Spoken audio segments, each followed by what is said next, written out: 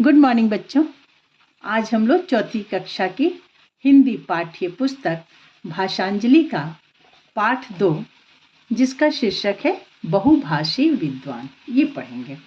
बहुभाषी का अर्थ होता है बहुत भाषाओं को जानने वाला। तो इसमें जो हम कहानी पढ़ेंगे उसमें एक ऐसे विद्वान की कहानी है जो बहुत सी भाषाओं को जानता है।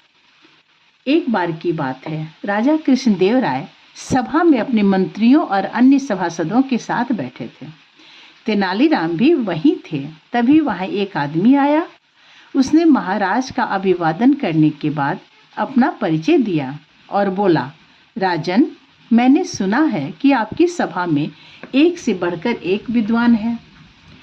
जब राजा दरबार लगा के बैठे हुए थे उस समय एक विद्वान व्यक्ति राजा के पास आया और उसने क्या कहा, सबसे पहले तो उसने शिष्टाचार के अनुसार राजा का अभिवादन किया और कहा कि राजन, मैंने ऐसा सुना है कि आपके राज्य सभा में सभासद में बहुत बड़े बड़े विद्वान हैं, एक से बढ़कर एक विद्वान है। तब राजन ने क्या कहा, आपने ठीक ही सुना है श्रीमान। महाराज ने गर्व भरी दृष्टि से तेनालीराम की ओर देखा और प्रसन्न होकर बोले। महाराज के दरबार में तेनालीराम नाम का एक बहुत ही विद्वान सभासद थे जो बहुत ही नम्र स्वभाव के भी थे और बहुत ज्ञानी थे। इसीलिए जब उस व्यक्ति ने राजन से प्रश्न किया कि एक से बढ़कर एक विद्वान आपके दरबार में है, तो राजन किसकी तरफ देखे? वो तेनालीराम की ओर देखे, क्योंकि तेनालीराम पर उन्हें पूरा गर्व था। हमें अपने सभासदों की बुद्धिमत्ता पर गर्व है। वो खुश होकर बोले कि आपने सही सुना है, मुझे अपने सभासदों की बुद्धिमत्ता पर यानी बुद्धिमानी पर, उनके ज्ञान पर वास्तव में गर्व है। तो महाराज, आपके सभासदों में से कोई बता सकता है कि मेरी मातृभाषा क्या है? वो आया हुआ व्यक्ति सवाल किया कि अगर इतने बड़े विद्वान लोग हैं तो आप या आपका कोई विद्वान व्यक्ति बता सकता है कि मेरी मातृभाषा क्या है?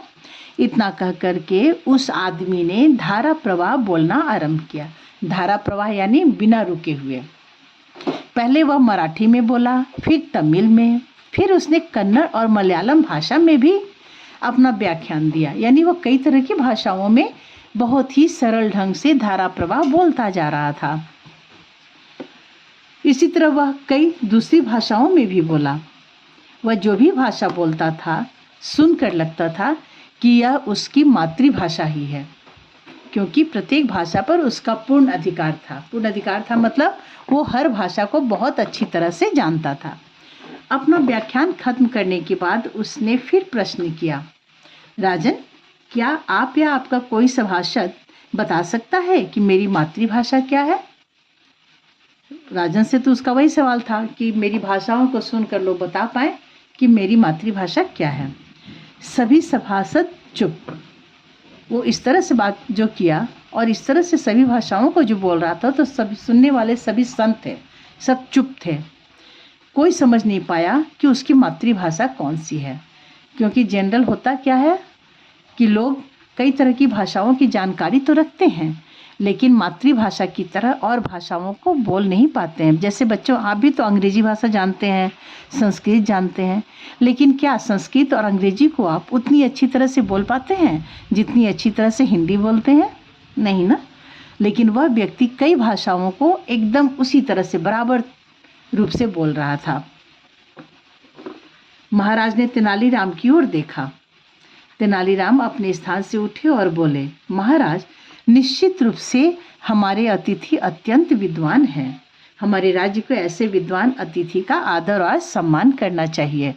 तेनालीराम भी खुश थे कि अरे, इतना बड़ा विद्वान हमारे राज्य में पधारा है ना। कृपया इन्हें हमारे अतिथि गृह में ठहराएं तथा कुछ ही दिन मुझे इनकी सेवा करने का अवसर प्रदान करें।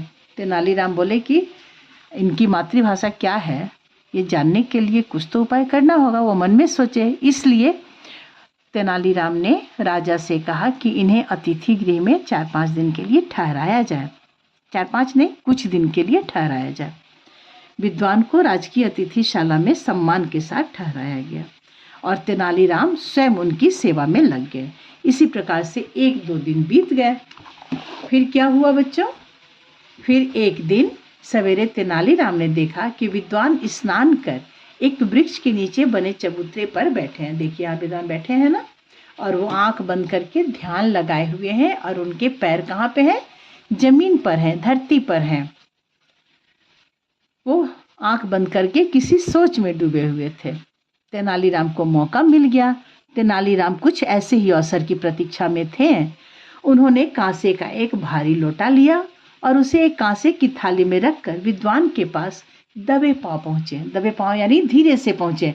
देखो तेनालीराम के हाथ में क्या है? थाली और लोटा, और ये आ रहे हैं कहाँ पे? विद्वान के पास। विद्वान की आंखें अब भी बंद थी। तेनालीराम ने उनके पैर छूते हुए भारी लोटा ऊपर से ही उनके पैरों पर गिरा दिया। लोटा में पानी भरा हुआ था, और वैसा भरा हुआ लोटा भारी भी था। अतिथि के पैर पर तेनालीराम ने गिरा दिया। लोटा विद्वान के पैर से जोर से टकराया और वे दर्द से अम्मा अम्मा करने लगे। तेनालीराम ने कहा, क्षमा चाहता हूँ श्रीमान, पूजा करने के लिए जल लेने जा रहा था। आपको यहाँ देखा तो सोचा आपको प्रणाम करता चलूं। भूलवश लोटा आपके पैरों पर गिर गया।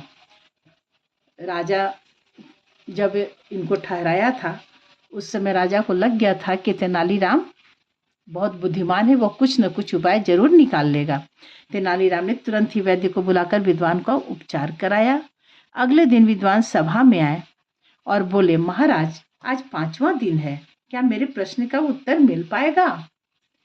तेनालीराम तो खुश थे। राजा थोड़ी चिंतित होंगे कि पता नहीं तेनालीराम उसका उत्तर दे पाएगा या नहीं, लेकिन तेनालीराम को उत्तर मिल चुका था। महाराज ने तेनालीराम की ओर देखा। तेनालीराम उठकर बोले, महाराज हमारे सम्मानित अतिथि की मातृभाषा तमिल है। तुरंत वो बता दिए तेनालीराम, ये अतिथि की मातृभाषा क्या है? तमिल है। सब लोग आश्चर्यचकित हो गए। वो विद्वान भी आश्चर्यचकित हो गया। महाराज ने विद्वान की ओर देखा, और राजा भी आश्चर्यचकित होकर विद्वान की ओर देखे कि तेनालीराम सही उत्तर दे रहा है या नहीं। वाह तेनालीराम वाह, आपने बिल्कुल सही बताया, किंतु आपको ये पता कैसे चला? जब अतिथि ने, बहुभाषी विद्वान ने तेनालीराम का जवाब सुना तो उससे बहुत आश्चर्य हुआ। उसने तेनालीराम की वाहवाही की और कहा कि आपको कैसे पता चला कि मेरी मातृभाषा तमिल है? तेनालीराम ने कहा, याद कीजिए श्रीमान, कल सवेरे जब आपके पैर पर लोटा गिरा तो आप दर्द से तमिल भाषा में अम्मा अम्मा पुकारने लगे। व्यक्ति जब दुख या संकट में होता है तब वह पहले अपनी भाषा अर्थात मातृभाषा का प्रयोग करता है। आपने भी दर्द के समय अपनी मातृभाषा में ही अपनी माँ को याद किया। यही जानने के लिए मैंने आपके पैरों पर जानबूझकर भारी लोटा गिराया था। इसके लिए क्षमा प्रार्थी हूँ। तेनालीराम जो काम किया था वो बता भी दिया कि मैंने गलती से नहीं, जानबूझकर आपके पैरों पर लोटा गिराया था ताकि मैं जान सकूं कि आपकी मातृभाषा क्या है। विद्वान ने मुस्कुराते हुए कहा, आप धन्य हैं तेनालीराम, आप वास्तव में बहुत ही बुद्धिमान हैं। महाराज, मैंने आपकी सभा के बारे में जो सुना था वह सच ही पाया। अंत में वो व्यक्ति स्वीकार किया कि हाँ राजा, मैंने जैसा सुना था आपकी सभासद के बारे में, वास्तव में ये बात सच है। तेनालीराम बहुत बुद्धिमान व्यक्ति है। यह सुनते ही महाराज कृष्णदेव राय ने सहर्ष अपना मूल्यवान हार तेनालीराम को पुरस्कार में दे दिया। तभी सभी सभासदों ने भी तेनालीराम की भूरी भूरी प्रशंसा की। फिर सभी सभासदों ने भी तेनालीराम की बहुत प्रशंसा की। तो बच्चों, ये वीडियो आपको कैसा लगा आप मुझे कमेंट करके बताएं, और आप मेरे चैनल को सब्सक्राइब करें, लाइक और शेयर करें। अगले वीडियो में मैं आपको इसी पाठ का प्रश्नों का उत्तर करना भी बताऊंगी। बाय बच्चों।